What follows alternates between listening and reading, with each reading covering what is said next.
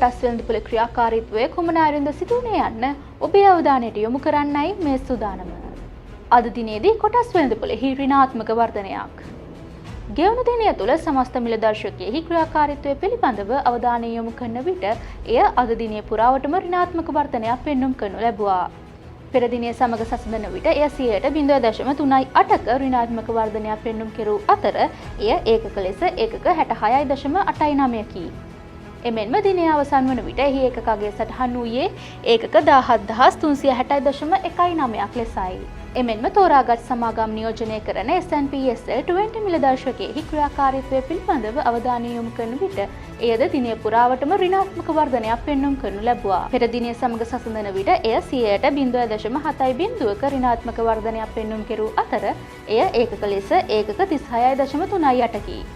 දිනය අවසන් වන විට SNPSL 20 මිල දර්ශකයෙහි ඒකකගේ සටහන් වනුයේ ඒකක 5155.48ක් ලෙසයි.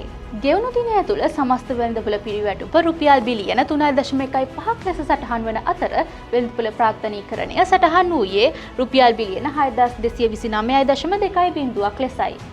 එමෙන්ම සමස්ත වෙළඳපොළ පිරිවැටුපෙන් රුපියල් මිලියන 192.75ක් ක්‍රොසින්ස් අත්පත් කරගත් අතර සිටිසන් ඩෙවලොප්මන්ට් බිස්නස් ෆයිනෑන්ස් සහ හේමාස් හෝල්ඩින්ස් යන සමාගම් ඉහළම ක්‍රොසින්ස් වටිනාකමක් සහිත සමාගම් අතර ඉදිරියෙන්ම සිටියා. ගෙවුණු දිනය තුළ සමස්ත වෙළඳපොළ මිලදී ගැනීම් දෙස අවධානය යොමු කරන විට දේශීය මිලදී ගැනීම් රුපියල් මිලියන 3059.65ක් ලෙස සටහන් වන අතර එය සමස්ත වෙළඳපොළ පිරිවැටුපෙන් 97%ක්. එමෙන්ම විදේශීය මිලදී ගැනීම් රුපියල් මිලියන 89.84ක් ලෙස වාර්තා වන අතර එය සමස්ත වෙළඳපොළ පිරිවැටුපෙන් 3ක් ලෙසයි සටහන් වන්නේ. එමෙන්ම ගෙවුණු දිනය තුළ සමස්ත වෙළඳපොළ විකුණුම් දෙස අවධානය යොමු කරන විට දේශීය විකුණුම් රුපියල් මිලියන 2981.59ක් ලෙස සටහන් වන අතර එය සමස්ත වෙළඳපොළ පිරිවැටුපෙන් 95%ක්. එමෙන්ම විදේශීය විකුණුම් රුපියල් මිලියන 167.90ක් ලෙස සටහන් වන අතර එය සමස්ත වෙළඳපොළ පිරිවැටුපෙන් 5%ක් ලෙසයි සටහන් වන්නේ. ගෙවුණු දිනය තුළ ප්‍රතිශතාත්මකව ඉහළ මිල වර්ධනයක් වාර්තා කළ සමාගම් අතර ඉදිරියෙන්ම සිටින්නේ නේෂන් ලංකා ෆයිනෑන්ස් සමාගමයි. ඉන් අනතුරුව පිළිවෙලින් ජනශක්ති ෆයිනෑන්ස්, සලාන් ඩෙවලොප්මන්ට්ස්, ගෙස්න ඔෆ් සිලෝන් සහ ආසිරි සර්ජිකල් හොස්පිටල්ස් යන සමාගම් ප්‍රමුඛත්වය ගනු ලැබුවා. එමෙන්ම දිනය තුළ මිල පහළ ගිය සමාගම් අතර ප්‍රතිශතාත්මකව වැඩිම මිල පහළ යාමක් පෙන්නුම් කරුණේ ඉන්ඩස්ට්‍රියල් ඇස්ෆෝල්ට් සමාගමයි.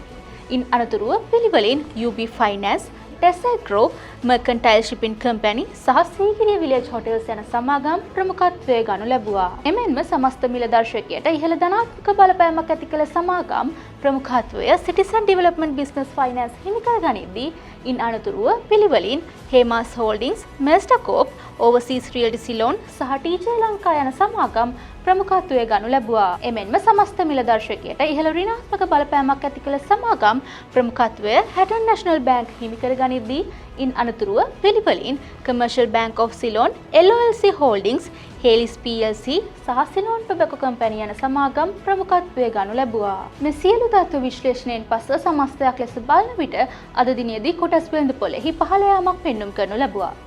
ඉතින් හෙට දිනයේදීත් මෙවන්ම වූ සාරාංශගත තොරතුරුත් සමගින් ඔබ හමුවට පැමිණෙනතුරු ඔබ සැමට සුබ දවසක්.